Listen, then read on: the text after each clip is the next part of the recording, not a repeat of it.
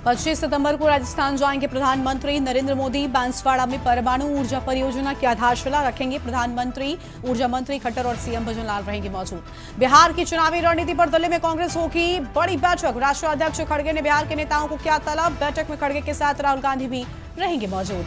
शर्जील इमाम उमर खालिद की जमानत पर सुप्रीम कोर्ट में सुनवाई आज। दिल्ली दंगा केस 2020 के मामले में बंद है इमाम उमर। हाईकोर्ट से खारिज हो चुके हैं दोनों की जमानत याचिका। सपा का 15 सदस्यीय प्रतिनिधिमंडल 19 से 20 सितंबर को पंजाब में बाढ़ प्रभावित इलाकों का करेगा दौरा। प्रतिनिधिमंडल बाढ़ पीड़ितों से करेंगे मुलाकात। रेप केस में ललित मोदी का भाई समीर मोदी दिल्ली से गिरफ्तार। महिला ने 2019 में शोषण ब्लैकमेलिंग का आरोप लगाया था। हिमाचल के किन्नौर में बादल फटा। शिमला में लैंडस्लाइड। उत्तराखंड के चमोली में 14 लापता। मध्य प्रदेश में सामान्य से 187.9 mm ज्यादा बारिश। आप देख रहे हैं के न्यूज खबरों का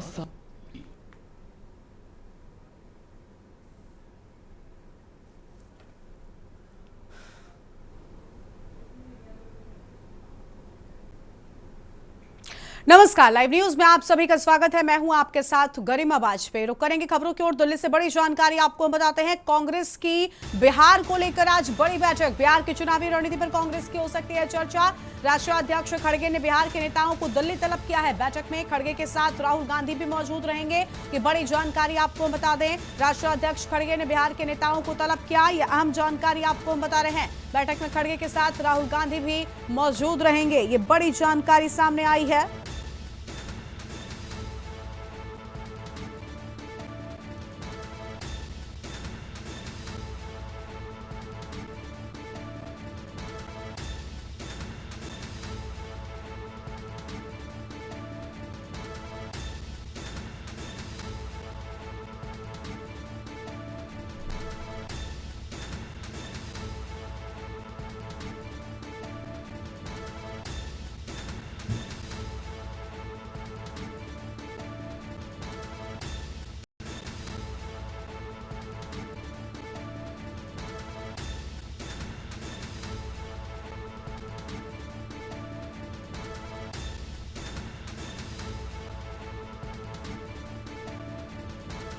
बड़ी खबर आपको हम बता रहे हैं। दिल्ली से कांग्रेस के बिहार को लेकर आज बड़ी बैठक की बात सामने आई है।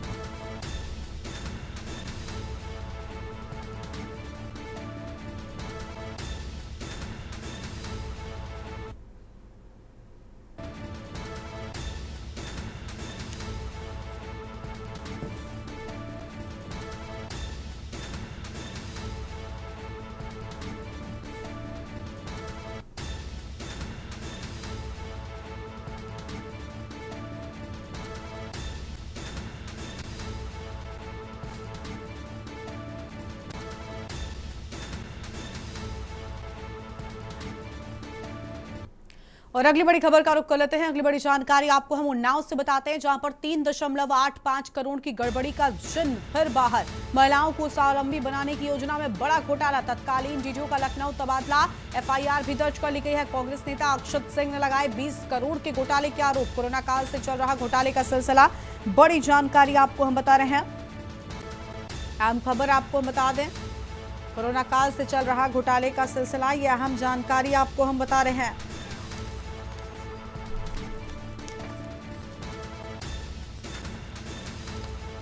बड़ी खबर आपको हम बता दें, 16 ब्लॉकों के बीएमएम क्लस्टर की जांच से खुल सकते हैं राज। अहम खबर आपको हम बता रहे हैं। शासन ने दिए विस्तृत जांच के आदेश। जिला प्रशासन को 15 दिन में जांच पूरी करने के निर्देश दिए जाने की बात सामने आई है।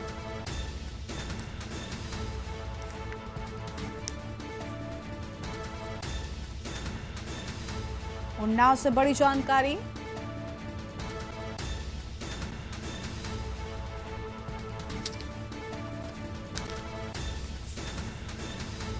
बड़ी खबर आपको उन्नाव से बता रहे हैं।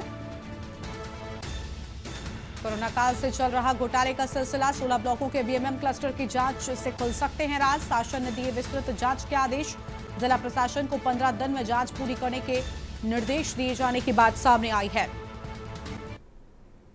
और अब आगे बढ़ेंगे खबरों की ओर। अगली बड़ी जानकारी का रुख कर लेते हैं जौनपुर से, जहां ट्रक की चपेट में आकर 2 भाइयों की मौत हो गई। बाजार से लौटते समय हुआ बड़ा हादसा। ट्रक चालक मौके से ट्रक लेकर फरार हो गया। मौत की खबर से परिवार में कोहराम मचा। अहम खबर आपको बता रहे हैं, बाजार से लौटते समय हुआ भीषण हादसा। ट्रक चालक मौके से ट्रक लेकर फरार हुआ। अहम खबर आपको बता दें, मौत की खबर से परिवार में कोहराम मचा।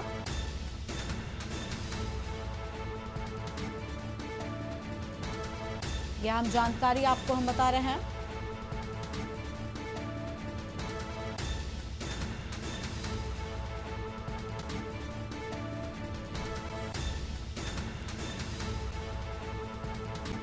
पुलिस ने शव को कब्जे में लेकर जांच शुरू की।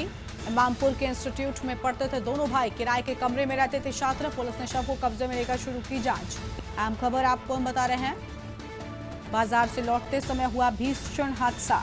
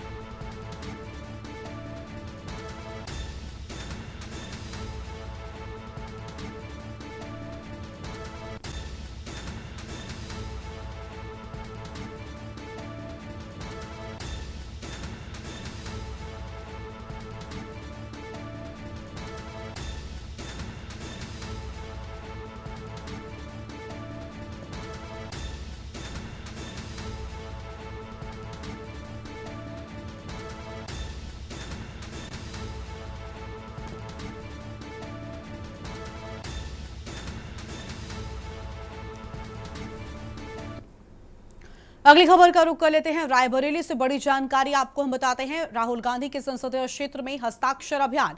वोट चोर गति छोड़ के बैनर तले हस्ताक्षर अभियान। 15 सितंबर से 15 अक्टूबर तक चलेगा अभियान। विधानसभा स्तर पर चलाया जा रहा अभियान, ये बड़ी जानकारी आपको हम बता रहे हैं। और लगभग 5 लाख लोगों को अभियान से जोड़ने की मुहिम। कांग्रेस जिला अध्यक्ष पंकज तिवारी की अगुवाई में अभियान के तहत लोगों को जागरूक किया जा रहा। वोट चोरी को लेकर पंकज तिवारी ने दिया बड़ा बयान। मैं जिस बूथ में रहता हूं वहां भी किया गया फर्जीवाड़ा। बीजेपी के फर्जीवाड़े को जनता के सामने लाना है। 5 लाख लोगों के हस्ताक्षर करवाकर दिल्ली भेजा जाएगा। बड़ी जानकारी आपको हम बता रहे हैं।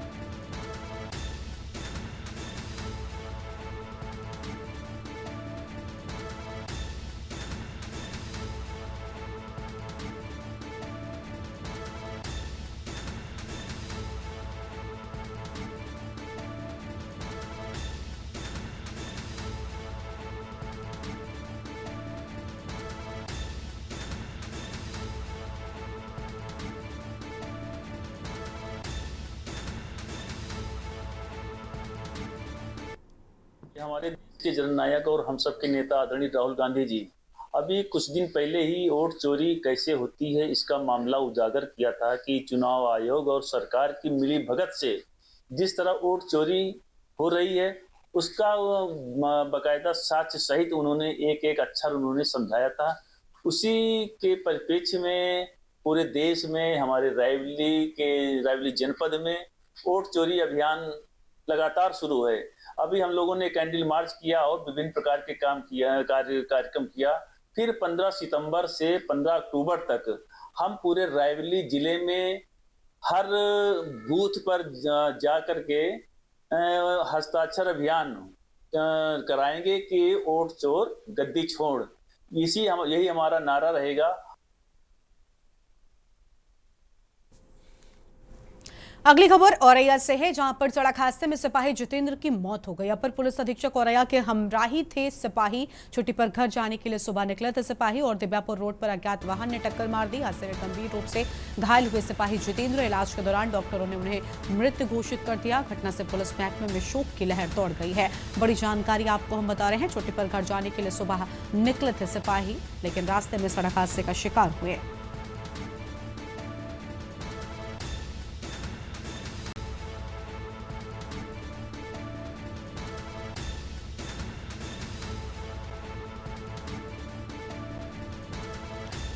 बड़ी खबर आपको हम बता दें, हादसे में गंभीर रूप से घायल हुए सिपाही, जिसके बाद अस्पताल पहुंचाया गया। इलाज के दौरान डॉक्टरों ने मृत घोषित किया।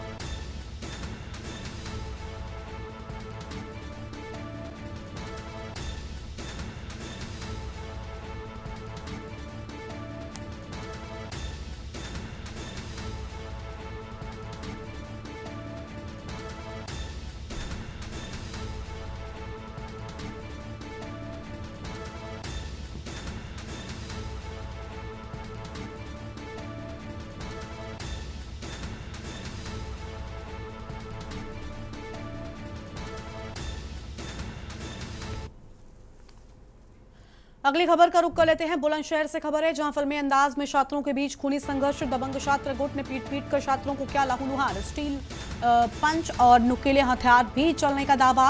कॉलेज प्लेग्राउंड में छात्रों के 2 गुटों में मारपीट। एक गुट के 2 छात्र बताए जा रहे घायल। कोतवाली सिटी क्षेत्र के मुस्लिम इंटर कॉलेज की पूरी घटना सामने आई है।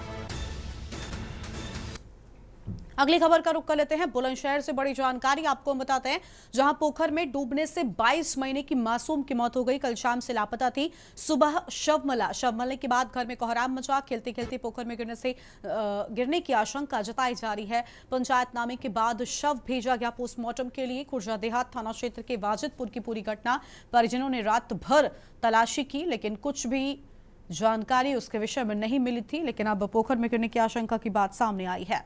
बड़ी जानकारी आपको हम बता रहे हैं।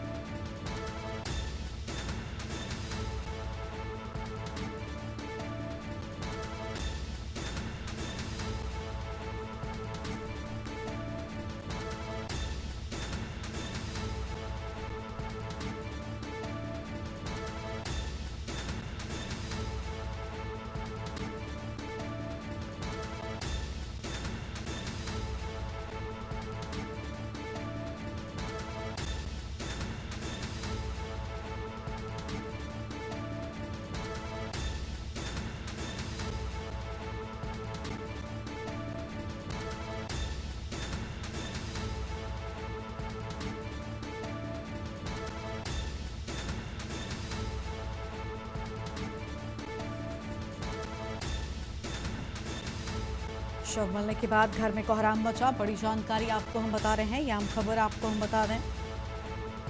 खेलते खेलते पोखर में गिरने की जताई जा रही आशंका।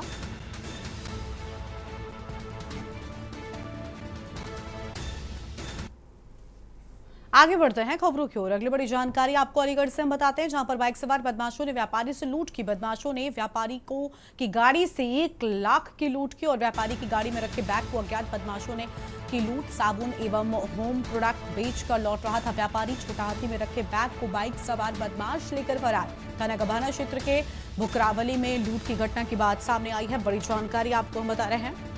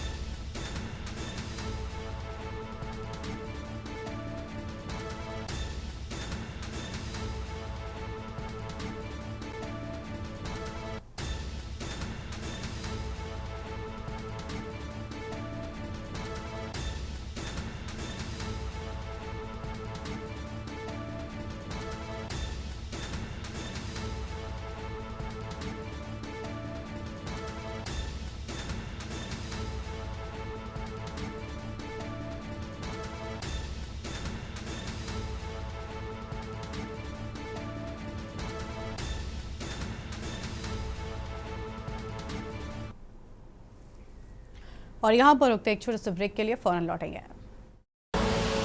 आप देख रहे हैं के न्यूज, खबरों का सारथी। ब्रेक के बाद आप सभी का स्वागत है। आपको सीधा मथुरा लेकर चलते हैं, जहां पर श्रोतेय पंडित दीनदयाल उपाध्याय से जुड़े कार्यक्रम में पहुंचे हुए हैं। मुख्यमंत्री क्या कुछ कह रहे हैं, आपको दिखाते हैं।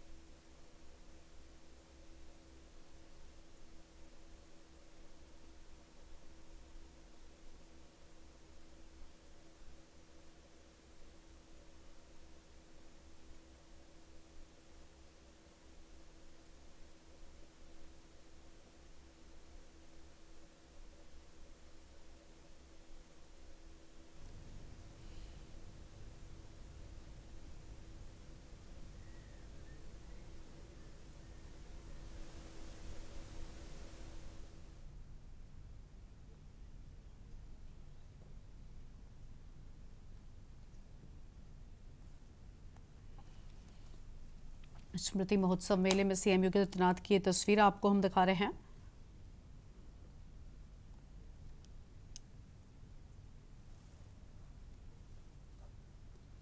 दीनदयाल धाम पहुंचे सीएम योगी आदित्यनाथ की ये तस्वीरें।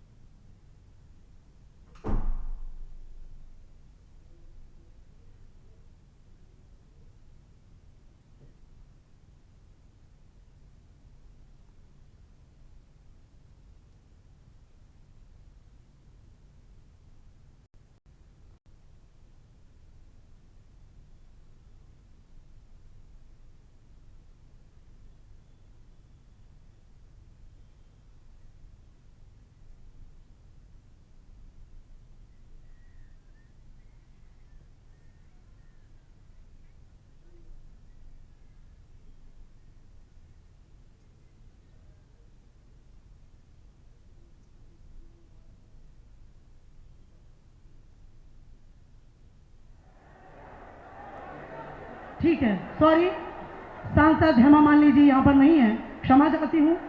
दीप प्रज्वलन के लिए बहुत ही सुंदर दृश्य है ऐसे महान मनीषी के द्वारा जहाँ पर दीप प्रज्वलन किया जा रहा है।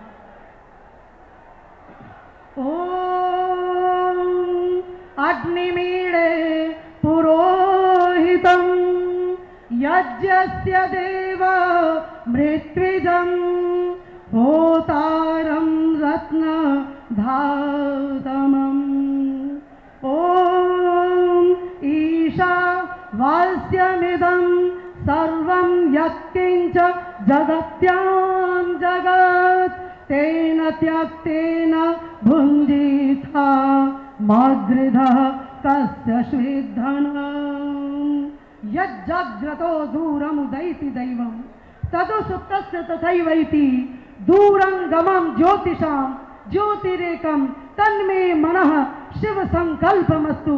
ऐसे शिव संकल्पों की प्रेरणा लेकर के हमारे बीच उपस्थित हो चुके हैं जो कि युवा पीढ़ी के लिए कुछ न कुछ संदेश देंगे। भारत माता की, गंगा मैया की, यमुना मैया की। हमारे बीच उत्तर प्रदेश सरकार के माननीय मुख्यमंत्री, हमारे मार्गदर्शक आदरणीय महाराज योगी आदित्यनाथ जी का मैं अभिवादन करता हूं, वंदन करता हूं। एक बार सभी लोग दोनों हाथ उठाकर कहेंगे जय जय श्री राधे। पूरे सम्मान के साथ मंच पर मेला आयोजन समिति के अध्यक्ष एडवोकेट सोनलाल जी को बुलाना चाहता हूं कार्यक्रम की प्रस्तावना के लिए।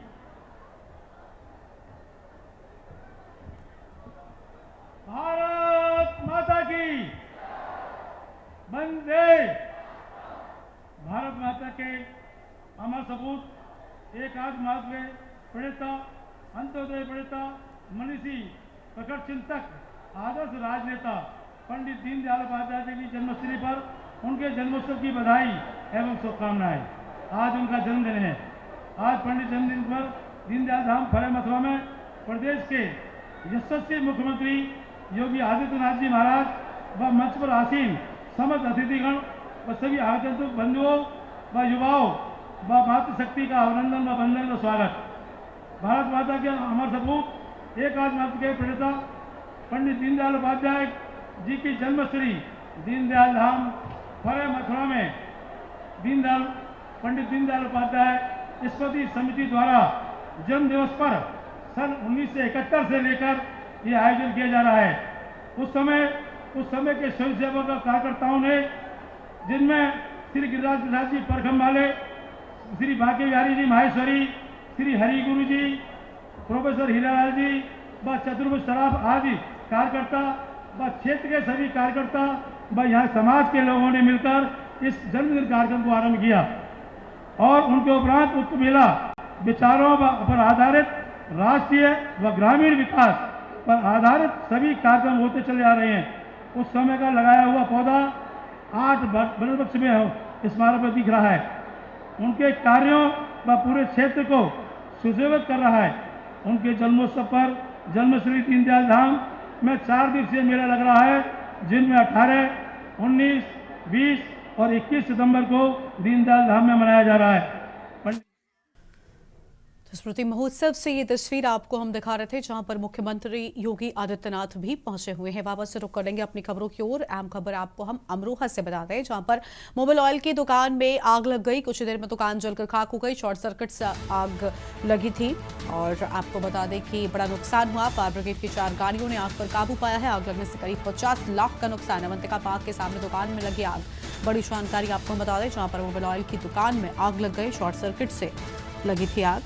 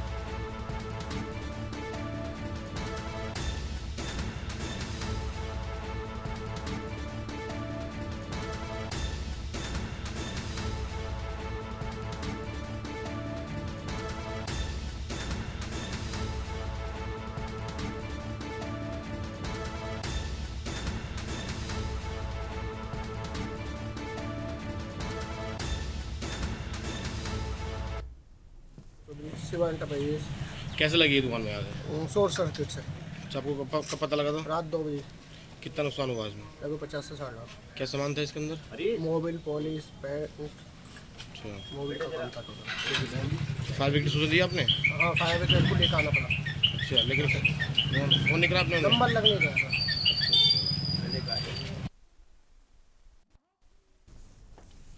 आगे बढ़ते हैं खबरों की ओर। हापुड़ से खबर आपको हम बताते हैं, जहां पर अजगर निकलने से हड़कंप मचा। अजगर के निकलने से ग्रामीणों में भय का माहौल। वन विभाग की कार्रवाई और रेस्क्यू ऑपरेशन जारी। अजगर की लंबाई 10 फीट। ग्रामीणों को राहत मिली है। थाना कपूरपुर के पास का ये पूरा मामला सामने आया है।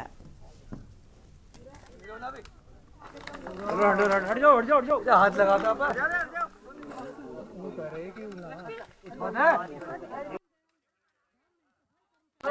क्रिसमस ले लियो।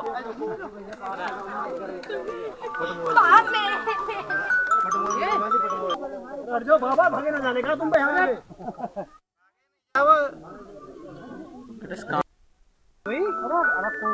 अरे आके मैं हट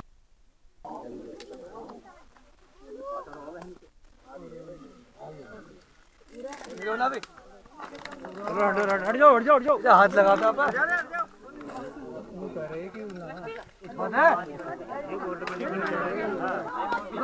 क्रिसमस ले लियो।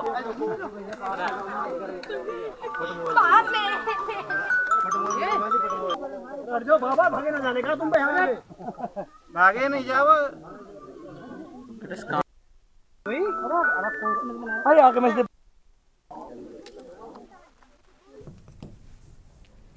अगली खबर है फर्रुखाबाद से, जहां पर जनपद के कामगंज स्थित द किसान सहकारी चीनी मिल लिमिटेड परिसर में वार्षिक सामान्य निकाय बैठक का आयोजन किया गया। बैठक की अध्यक्षता जिलाधिकारी आशुतोष कुमार द्विवेदी द्वारा नामित प्रतिनिधि अपर जिलाधिकारी नायक दिनेश कुमार ने की। बैठक में मुख्य लेखाकार मेवालाल पासी ने वित्तीय वर्ष 2023 से 24 एवं 2024 से 25 का आय व्यय विवरण प्रस्तुत किया, जैसे सर्वसम्मति से पारित किया गया। इसके बाद प्रतिनिधियों ने कई अहम सुझाव रखे, जिनमें चीनी मिल की उत्पादन क्षमता बढ़ाने, समय से मिल चालू करने, किसानों को गुणवत्तापूर्ण गन्ना बीज व सस्ती कीटनाशक दवाएं उपलब्ध कराने, किसान भवन के जीर्णोद्धार और कैंटीन व्यवस्था की मांग शामिल थी। प्रधान प्रबंधक शादाब असलम ने सभी मांगों पर सकारात्मक प्रतिक्रिया देते हुए समय से मिल संचालन और समस्याओं का समाधान का आश्वासन दिया है।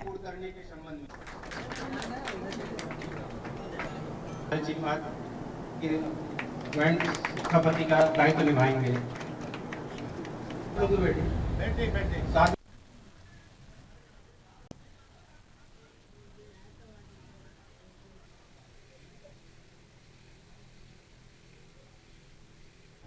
जो लक्ष्य दिया गया है 10,50,000 क्विंटल का, शुद्ध उत्पादन जो रखा गया है 47,720, सकल क्षमता उपयोग समस्या रही आप लोग बजट यहाँ पर जो हमारी समस्याएं लोगों ने बताई हैं उसको बड़े ध्यान में रख करके हम लोग बनाएंगे कि उनकी समस्या को किया जाए। उत्तरी ये चीन घाटे में चल रही है अभी, और हम किसान भाइयों के सहयोग और इस प्रबंधन के घाटे को पूरा करने का प्रयास करेंगे।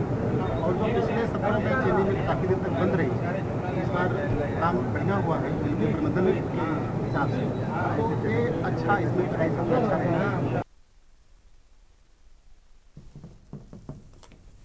हरदोई जनपद के शहर कोतवाली क्षेत्र के सराय थोक पूर्वी मोहल्ले में चोरों ने एक घर में सील लगाकर लाखों रुपए के जेवरात और नकदी पर हाथ साफ कर दिया। घटना के दौरान चोर सीसीटीवी का डीवीआर भी ले गए, जिसमें जांच में मुश्किलें आ रही हैं। राहुल शुक्ला के घर में उस समय चोरी हुई जब वहां पर पेंटिंग का काम चल रहा था। सूचना पर पहुंची फॉरेंसिक की टीम और पुलिस ने मौके का मुआयना किया, कुछ संदिग्धों से पूछताछ शुरू की है। शहर कोतवाली प्रभारी संजय त्यागी ने बताया कि मामला संदिग्ध प्रतीत हो रहा है, जांच के बाद ही स्पष्ट होगा कि वारदात को किसने अंजाम दिया।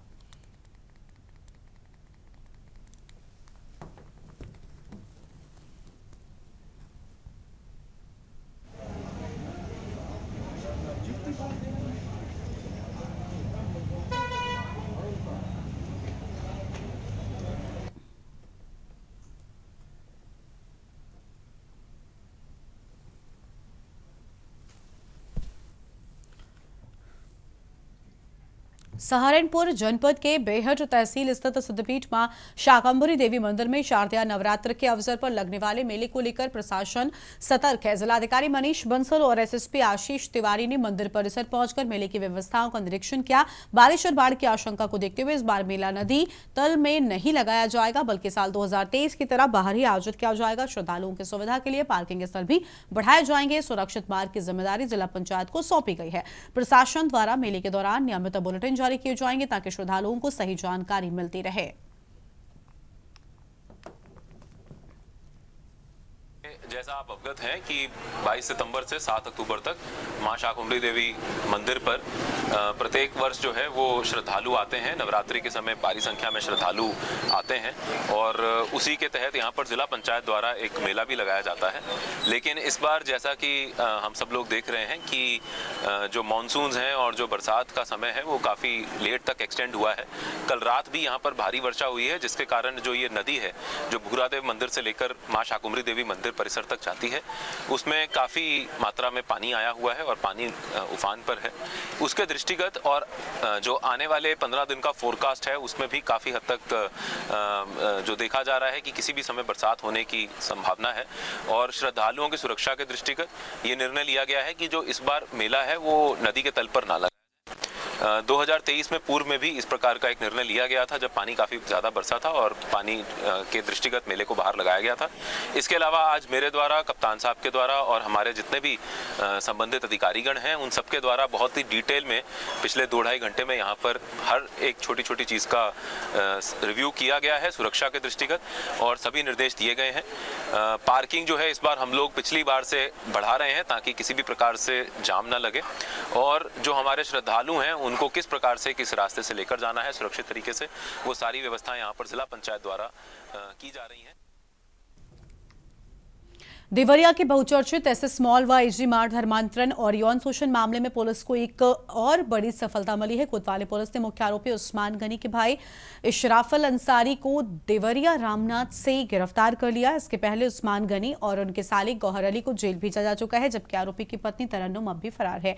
मामले की शुरुआत 7 सितंबर को हुई थी जब एक युवती ने कोतवाली में धर्मांतरण और यौन शोषण की गंभीर आरोप लगाए थे। युवती इजी मार्ट में काम करती थी। पुलिस अधीक्षक विक्रांत वीर के निर्देश पर जांच जारी है और शेष फरार आरोपियों की तलाश में दबिश दी जा रही है।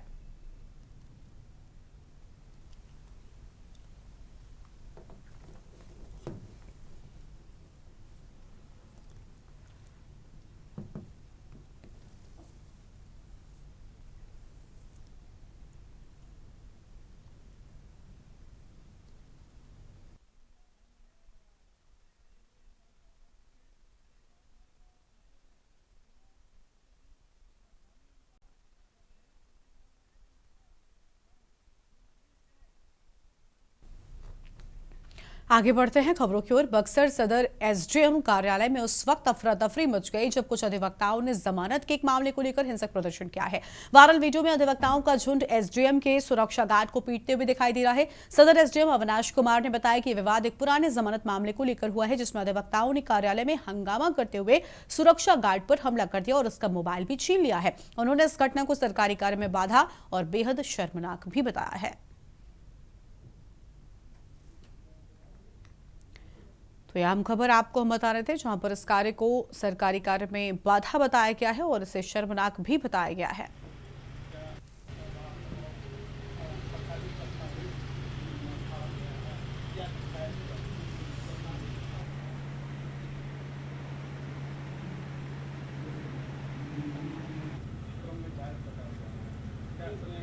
मेरा एक पर्सनल मोबाइल और है वो बहुत बढ़िया है। बहादुरपुर जिला पदाधिकारी को भी हमारे जो है खबर दे सकते हैं, लेकिन इसको व्यक्तिगत बनाकर और खून खराबा जैसी स्थिति करना, बॉडीगार्ड पे जानलेवा हमला करना, उसका मोबाइल छीन लेना और प्रशासन के सरकारी काम में बाधा देना बिल्कुल ही गैरकानूनी और आपराधिक कृत्य है। बहुत बहुत क्या मामला है सर? ये एक बेल को लेकर ये मामला था। एक जो किसी वकील के जो क्लाइंट थे उनका बेल का मामला था, तो उसमें जो है कस्टडी में थे, उनके जो क्लाइंट थे, उसी क्रम में जो है इनके द्वारा हंगामा किया गया। और जब तक ये बातें होती, ये लोग जो है एक एप्लीकेशन भी दे दिए हमारे विरुद्ध, और आज जो है कोर्ट की कार्रवाई के दौरान आकर व्यवधान किए और जो है हमारे बॉडीगार्ड के साथ मारपीट किए, उस पर जानलेवा हमला किया, उसका मोबाइल छीन लिए, कोर्ट के कुछ रिकॉर्ड्स पाते, जो कि एक गैरकानूनी काम है। अगर कोई भी वकील, विद्वान अधिवक्ता किसी न्यायालयीय कार्य से क्षुब्ध है, असंतुष्ट है, तो उसको लेकर वो ऊपर के कोर्ट तक जाकर अपनी बात रख सकते हैं। और अब सीधा आपको मथुरा लेकर चलते हैं, जहां पर पंडित दीनदयाल उपाध्याय के स्मृति दिवस के मौके पर मेले का आयोजन किया गया है। मुख्यमंत्री पहुंचे हुए, तस्वीर आपको दिखाएंगे।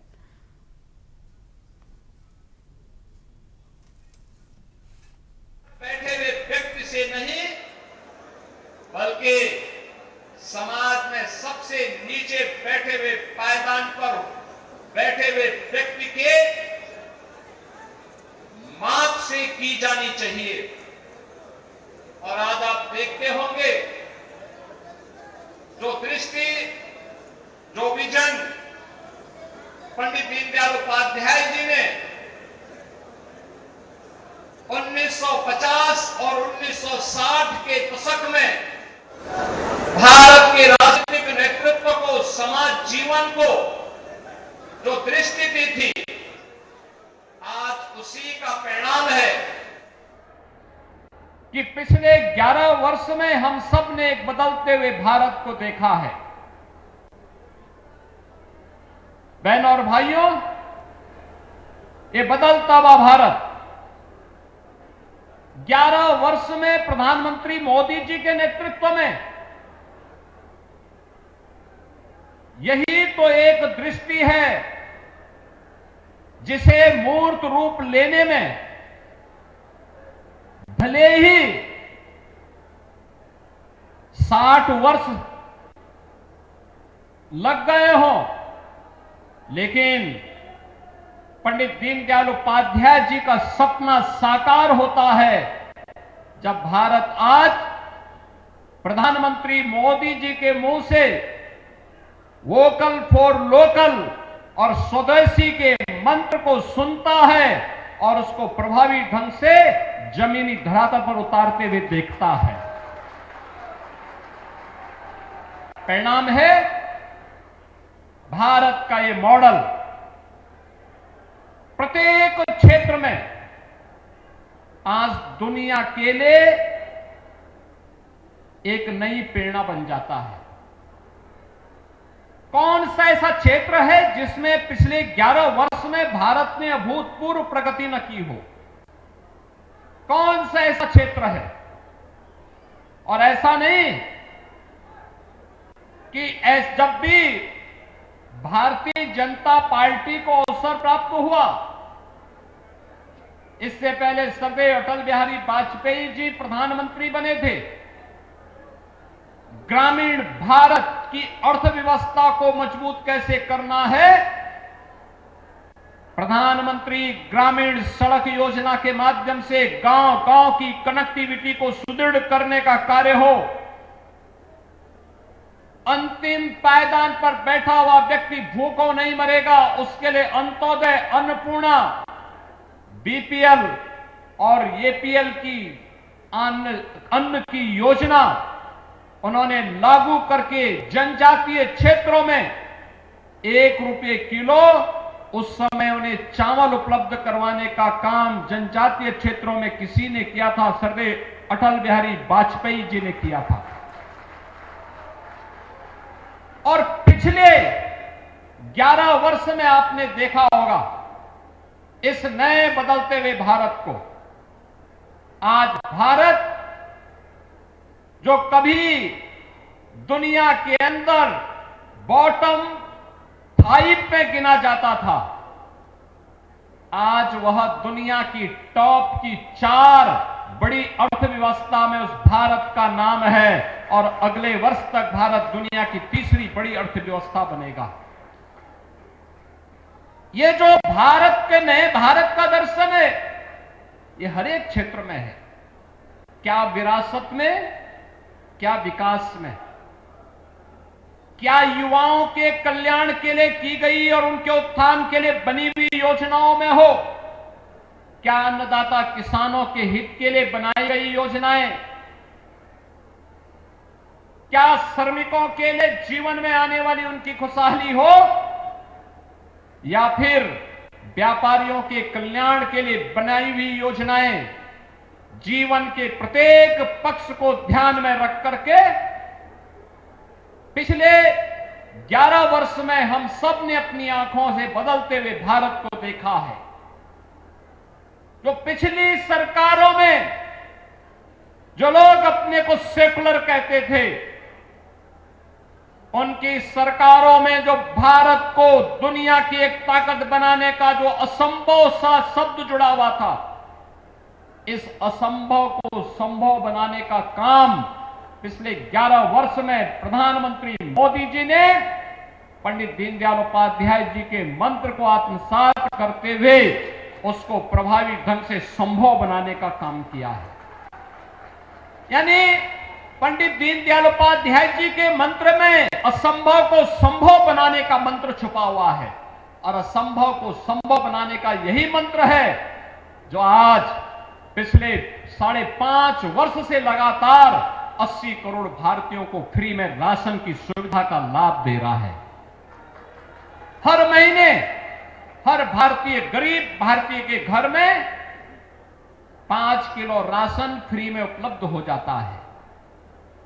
बहनों और भाइयों, यही नहीं, अन्नदाता किसानों के लिए बनाई गई योजनाएं, सॉयल हेल्थ कार्ड से लेकर के प्रधानमंत्री फसल बीमा योजना, प्रधानमंत्री कृषि सिंचाई योजना और प्रधानमंत्री किसान सम्मान निधि जैसी स्कीम, जिसमें भारत के 11 करोड़ किसान 6,000 रुपए हर वर्ष प्रधानमंत्री मोदी जी के हाथों से प्राप्त करके सहकारों के शोषण से मुक्त हुए हैं।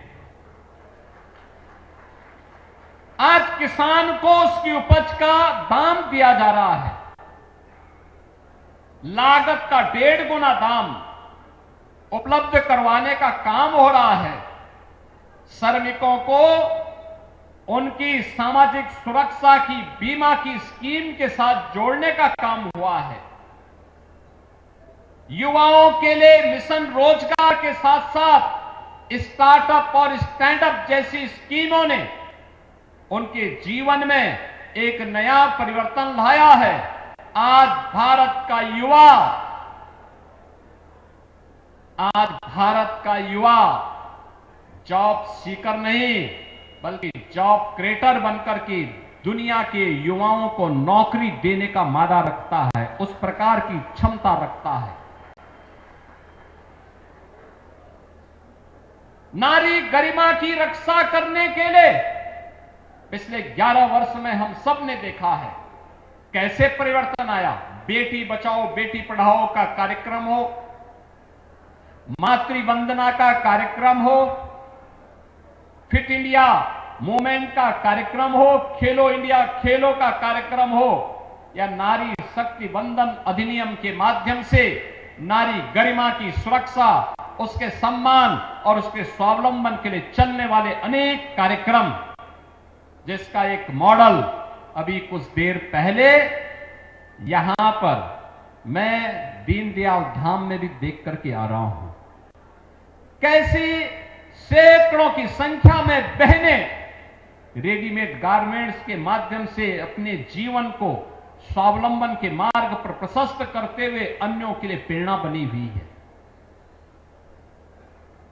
गौ आधारित खेती इस स्वदेशी का बेहतरीन मॉडल है। स्वदेशी है तो हम सशक्त हैं, स्वदेशी है तो स्वावलंबन भी है, स्वावलंबन है तो स्वाधीनता हमारी बनी हुई है, स्वाधीनता बनी हुई है तो हमें सशक्त होने से दुनिया की कोई ताकत रोक नहीं सकता है। और यही पंडित दीनदयाल उपाध्याय जी का मंत्र था।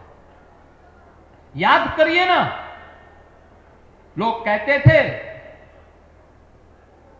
क्या कश्मीर में धारा 370 हट पाएगी? हम तब भी नारा देते थे, जहां हुए बलिदान मुखर्जी वह कश्मीर हमारा है।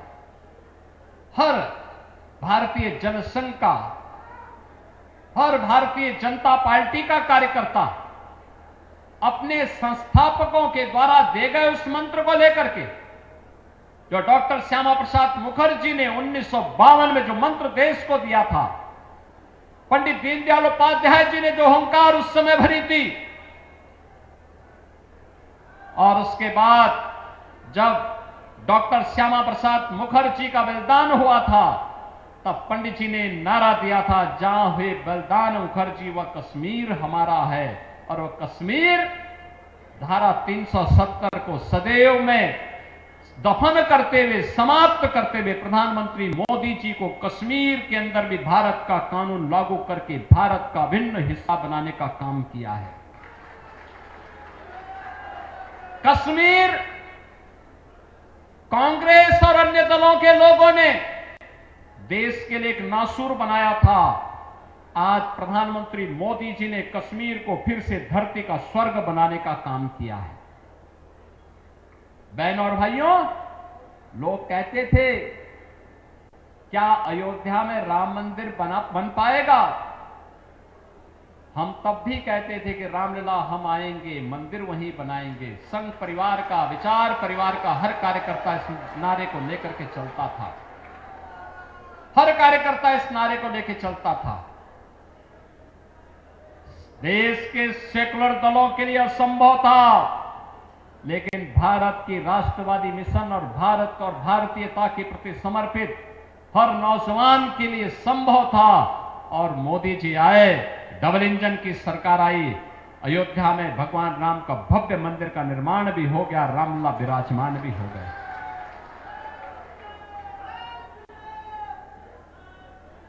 जो उनके लिए संभव था, वह मोदी जी के नेतृत्व में पंडित दीनदयाल उपाध्याय जी की दृष्टि ने उसे संभव बना करके भारत को भारतीय दृष्टि के साथ जोड़ने का काम किया है। बहनों और भाइयों, आज जब इस स्मृति महोत्सव के साथ जुड़ने का सौभाग्य मुझे प्राप्त हो रहा है,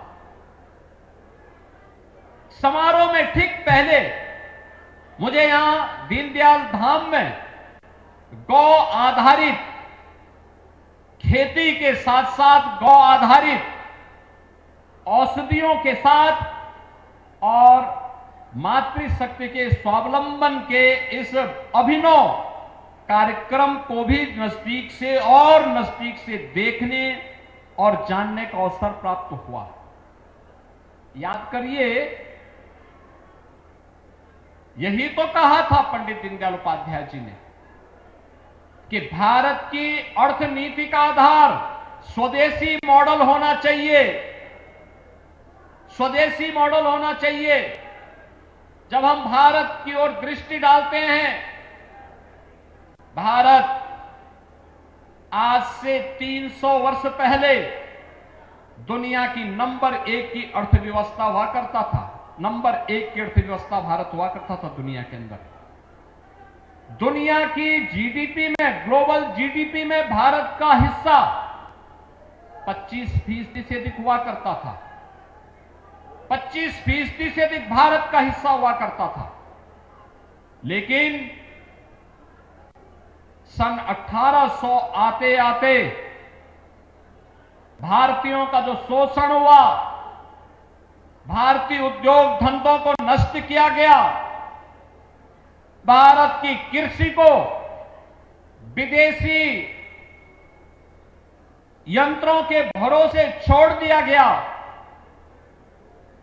धीरे धीरे करके ऐसी स्थिति पैदा होती गई, 1800 आते आते हमारे उद्योग धंधे बंद होते गए।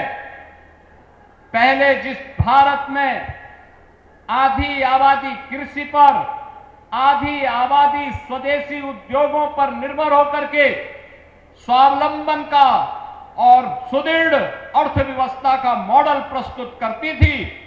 उद्योग धंधे, परंपरागत उद्यम बंदी की ओर गए, खेती पर निर्भरता बढ़ती गई, खेती महंगी होती गई, खेती का उत्पादन का लागत बढ़ता गया और भारत में फिर बंगाल की अकाल और तमाम प्रकार की ऐसी त्रासदियों का सामना भारत को करना पड़ा था, जिसमें करोड़ों की संख्या में लोगों को अकाल मौत का सामना करना पड़ा था। विदेशी हुकूमत ने देश के विकास की जड़ों को कमजोर करके हिला करके रख दिया था। जब ये देश आजाद होता है तो जिस 300 वर्ष पहले जिस भारत का दुनिया के विकास में, दुनिया की अर्थव्यवस्था में 25% शेयर हुआ करता था, वही भारत धीरे धीरे करके कम होता गया उसका शेयर और आजाद होते समय 1947 में भारत का हिस्सेदारी केवल 4% रह गई। 4% रह गई। पिछले 75-78 वर्षों में भारत ने फिर अपनी विकास की यात्रा को आगे बढ़ाया और आगे बढ़ा करके जिस यात्रा को पिछले 11 वर्ष में हम सब ने अपनी आंखों के सामने देखा है, आज भारत दुनिया की सबसे बड़ी उभरती हुई, तेजी के साथ बढ़ती हुई अर्थव्यवस्था रूप में अपने आप को स्थापित किया है और उसका एक मॉडल उत्तर प्रदेश ने दिया है। वो मॉडल है स्वदेशी का। परंपरागत उद्यम के जो क्लस्टर एमएसएमई के उत्तर प्रदेश के अंदर हैं, जिसको हमने एक जनपद एक उत्पाद के रूप में आगे बढ़ाने का काम किया है। एक जनपद एक उत्पाद, इसने रोजगार का भी सृजन किया है। इसने यहां पर स्थानीय स्तर पर ग्रामोद्योग को बढ़ावा दिया है, स्वदेशी मॉडल भी दिया है और इसी के लिए तो प्रधानमंत्री जी कहते हैं वोकल फॉर लोकल। हमें जो लोकल है उसके लिए खूब मुखर होना होगा, खूब प्रभावी ढंग से इसका प्रचार प्रसार करना होगा, उसके बारे में व्यापक प्रचार प्रसार करना होगा, लोगों को बताना पड़ेगा और उसको बताने के लिए इससे अच्छा अवसर नहीं हो सकता कि 4 दिवसीय स्मृति महोत्सव के अवसर पर इस स्वदेशी मॉडल के स्टॉल लगे हुए हैं। प्रत्येक क्षेत्र में हमारी प्रगति क्या है उसके एक मॉडल के स्टॉल भी यहां पर लग करके यह नए भारत के लिए एक नई प्रेरणा पंडित दीनदयाल उपाध्याय जी की दृष्टि से आगे बढ़ाने का काम हो रहा है। बहनों और भाइयों, उत्तर प्रदेश यह प्रदेश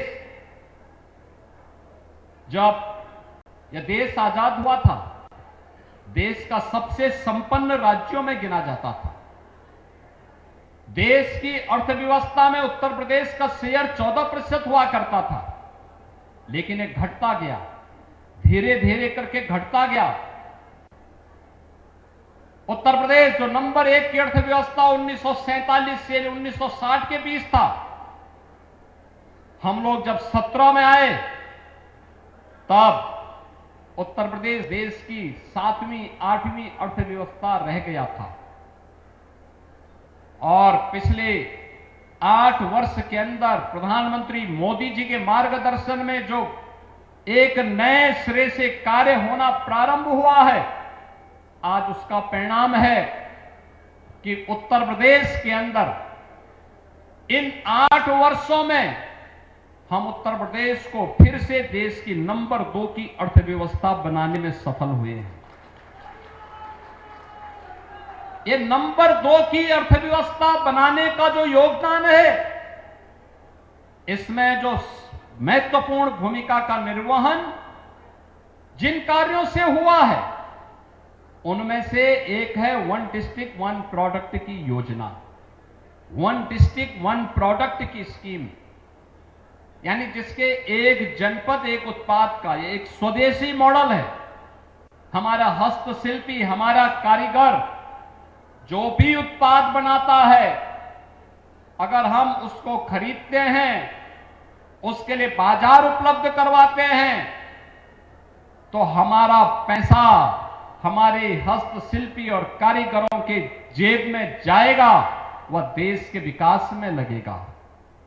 अगर हम विदेशी वस्तु खरीदते हैं, उसका मुनाफा विदेशों में जाएगा और फिर वही मुनाफा भारत के अंदर आकर के आतंकवाद के खिलाफ, उग्रवाद के खिलाफ, आतंकवाद के खिलाफ इस्तेमाल हो सकता है। इसीलिए कहा जा रहा है कि स्वदेशी वस्तुओं को हमें खरीदना चाहिए। उसको हम खरीदेंगे, हमारा पैसा हमारे देश में हमारे ही हस्तशिल्पी और कारीगरों की खुशहाली का आधार बनेगा और खुशहाली का आधार बनकर के भारत को समृद्ध और सशक्त बनाने में योगदान देगा। लेकिन अगर हमारा पैसा विदेशी कमा करके, मुनाफा कमा के लेता है, तो मान करके चलिए कि हमारे ही पैसे का इस्तेमाल हमारे खिलाफ साजिश रचने के लिए, कहीं आतंकवाद में, कहीं नक्सलवाद में, कहीं उग्रवाद में इस पैसे का दुरुपयोग होगा और फिर भारत को कमजोर करने की वे सभी षड्यंत्र इसके माध्यम से होंगे। और इसी के लिए आज हम सब आपसे कहने के लिए भी आए हैं। पर्व और त्योहार आने वाले हैं। 4 दिनों तक स्मृति महोत्सव चलेगा और 4 दिनों के बाद 5वें दिन यानी 22 सितंबर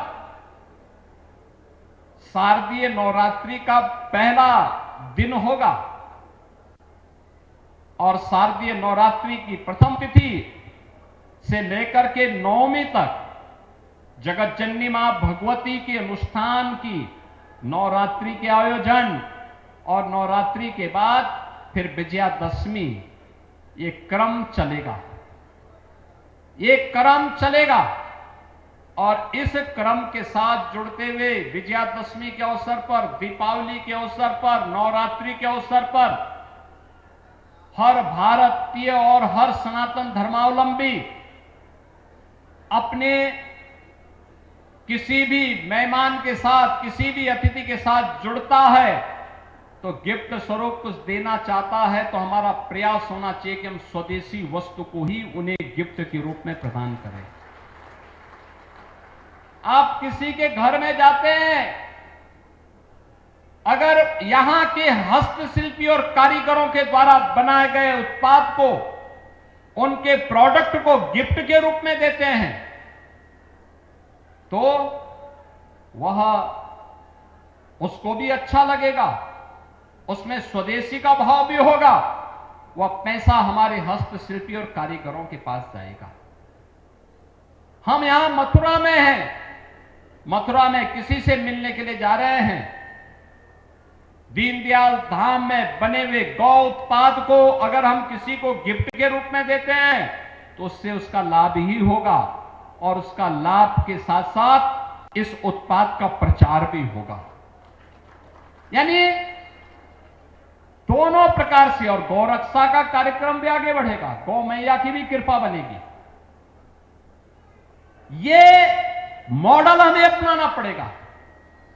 17 के पहले मैं देखता था, पर्व और त्योहार के पहले चीन का उत्पाद हमारे बाजार में छा जाता था, लेकिन 17 के बाद जब 1 डिस्ट्रिक्ट 1 प्रोडक्ट आया, एक जनपद एक उत्पाद की योजना हमने लागू की, आज पर्व और त्योहारों में उत्तर प्रदेश का हर नागरिक अपने अतिथि को, अपने मित्र को, अब किसी के जन्मदिन पर, किसी के शादी ब्याह में कोई भी गिफ्ट देता है तो गिफ्ट क्या देता है?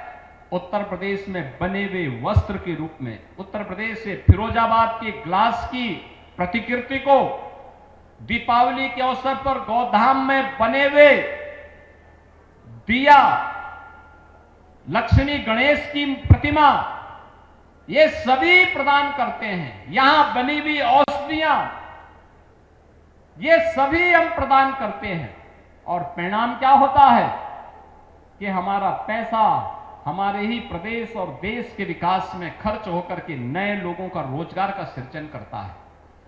एक जनपद एक उत्पाद योजना में आज 96 लाख यूनिट काम कर रही हैं और 2 करोड़ से अधिक लोगों को उत्तर प्रदेश के अंदर इसके माध्यम से नौकरी और रोजगार की गारंटी मिली है। बहनों और भाइयों, एक तरफ यह मॉडल और दूसरी तरफ है जो प्रधानमंत्री जी ने युवाओं के लिए स्टार्टअप के एक नए इकोसिस्टम को आगे बढ़ाने का काम किया। आज भारत दुनिया के अंदर स्टार्टअप इकोसिस्टम का दुनिया की तीसरी बड़ी शक्ति के रूप में भारत उभरा है। स्टार्टअप केवल आईटी एंड इलेक्ट्रॉनिक्स में ही नहीं हो सकता। ये जितने भी वन डिस्ट्रिक्ट वन प्रोडक्ट के हमारे यूनिट हैं, ये भी अपने आप में एक स्टार्टअप है। ये गौधाम में, पंडित दीनदयाल उपाध्याय धाम में गौ आधारित उत्पाद जो यहां पर बनाए जा रहे हैं, यह भी अपने आप में एक स्टार्टअप है। इसको प्रमोट करना, इसको आगे बढ़ाना, इसका प्रचार प्रसार करना, धीरे धीरे करके यह एक नई कार्य संस्कृति को आगे बढ़ाएगा। लोगों के जीवन में इसके माध्यम से नई प्रवृत्ति पैदा होगी और ये चीजें आगे बढ़ेंगी। धीरे धीरे करके हम ग्राम स्वराज की परिकल्पना को साकार करने में सफल होंगे, जो अंत्योदय के प्रणेता पंडित दीनदयाल उपाध्याय जी ने आज से 70 साल पहले, 60 साल पहले देखा था और उत्तर प्रदेश और देशवासियों को दिया था। बहनों और भाइयों, आज इसके लिए अनेक स्कीम चल रही है। युवाओं के लिए रोजगार और नौकरी की गारंटी तो है ही, उनके लिए अध्ययन के दौरान उनके लिए पीएम इंटर्नशिप की स्कीम और सीएम इंटर्नशिप की स्कीम भी उपलब्ध करवाई गई है। उत्तर प्रदेश में भी हाल ही में हम लोगों ने निर्णय किया है, उत्तर प्रदेश सरकार में वह सफाई कर्मी हो या किसी ऑफिस में या किसी भी सरकारी व्यवस्था के माध्यम से संचालित किसी संस्थान में आउटसोर्स और संविदा पर कार्यरत कार्मिक, उसको मिनिमम मानदेय देने की गारंटी, यानी कम से कम 16,000 से 20,000 रुपए मानदेय उसको हर हाल में मिलना ही मिलना चाहिए। इसकी गारंटी अब सरकार देने जा रही है और कोई उसमें मानदेय को कम नहीं कर सकता। कोई करेगा तो उसके खिलाफ सरकार त्वरित कार्रवाई कर देगी। युवाओं का शोषण नहीं होना चाहिए, कार्मिकों का शोषण नहीं, बल्कि उसको आगे बढ़ने के लिए एक नई प्रेरणा प्राप्त हो। एक नई स्कीम युवाओं के लिए चलाई गई, सीएम युवा उद्यमी स्कीम।